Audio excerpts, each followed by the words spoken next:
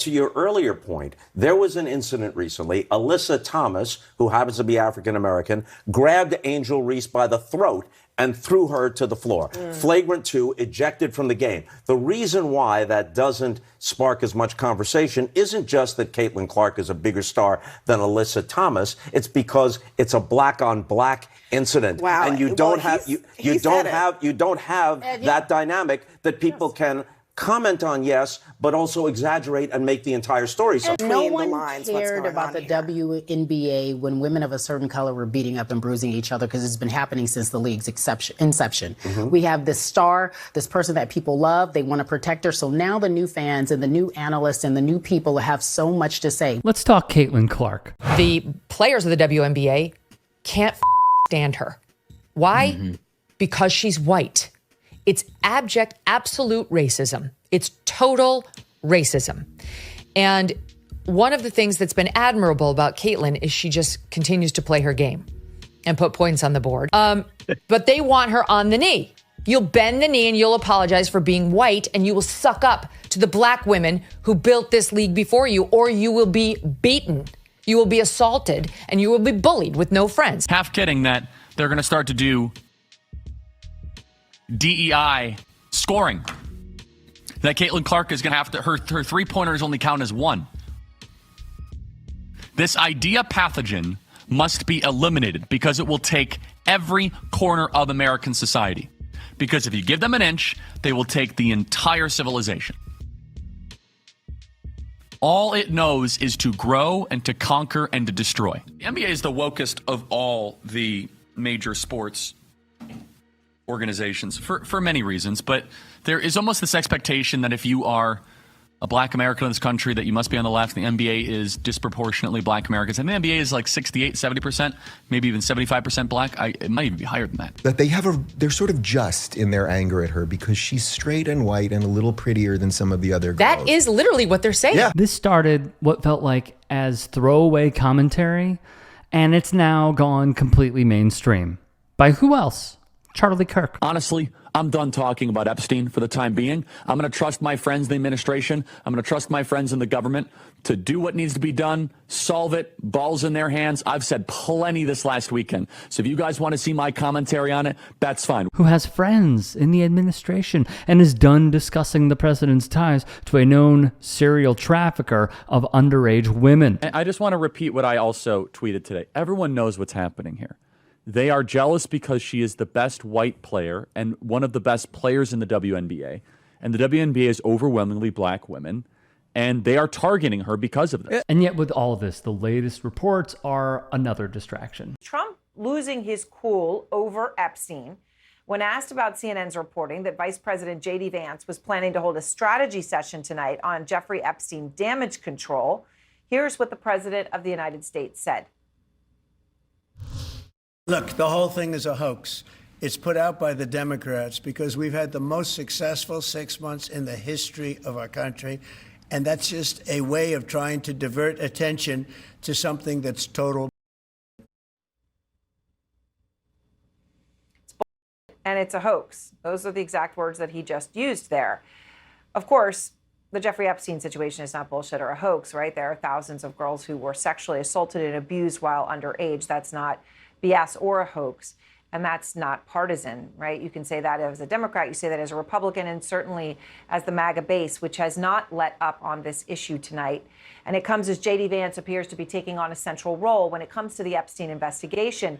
Sources are telling CNN tonight that Vance's role is to essentially act as a middle person, a middleman between the warring factions inside the Trump administration, because there are warring factions over what to do with the Epstein files.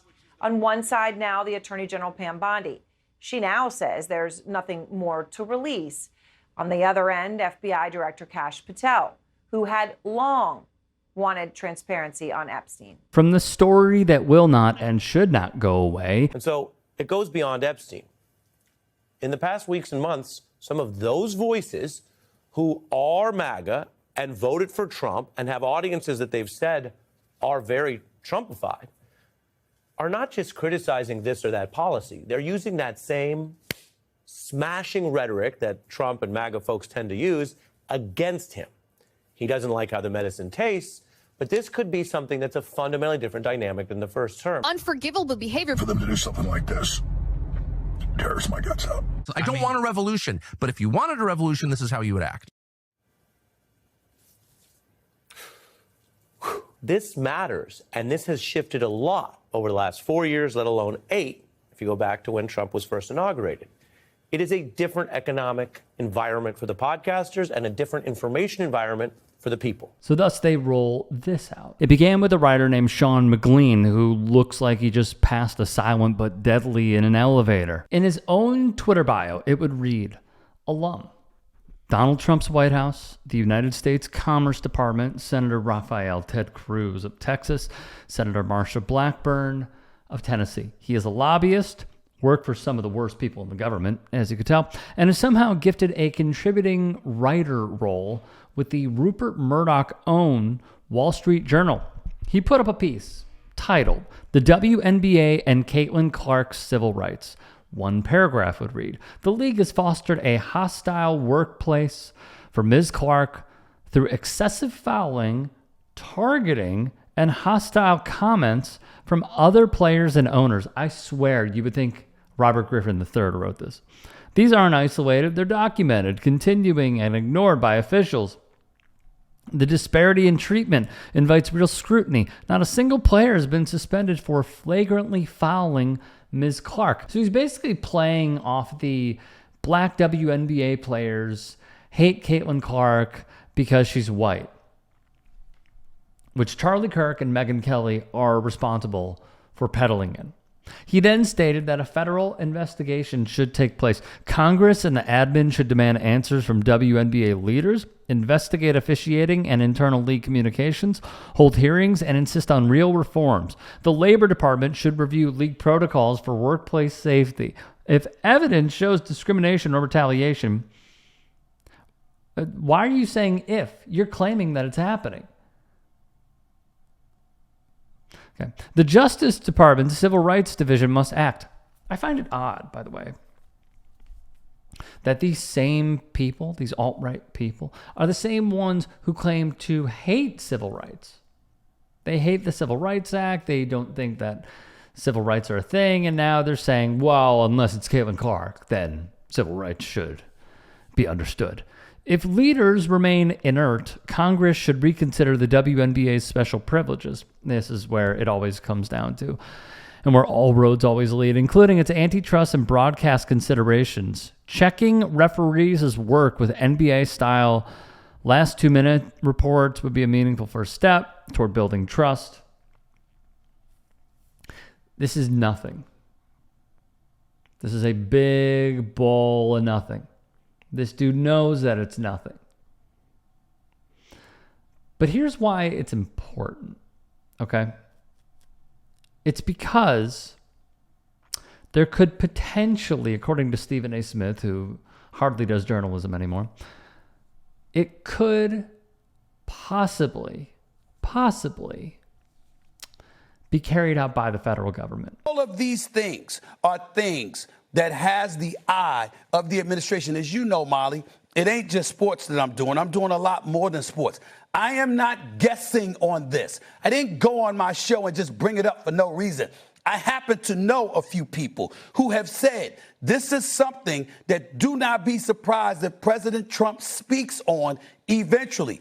And if that man decides that this is something that can feed his base, that can ingratiate himself with that kind of audience that is protective of a Caitlin Clark and what she stands for and what she represents, and they come to a conclusion that they believe she is being unfairly treated, that is going to be a problem for the WNBA. Take that as you will. Defectors Tom Lee would rebut McClean. He's far from the first right-wing freak to imply the W is being run by a cabal of black lesbians who are out to injure Caitlin Clark, but he is surely the first to do so while invoking the Equal Employment Opportunity Commission.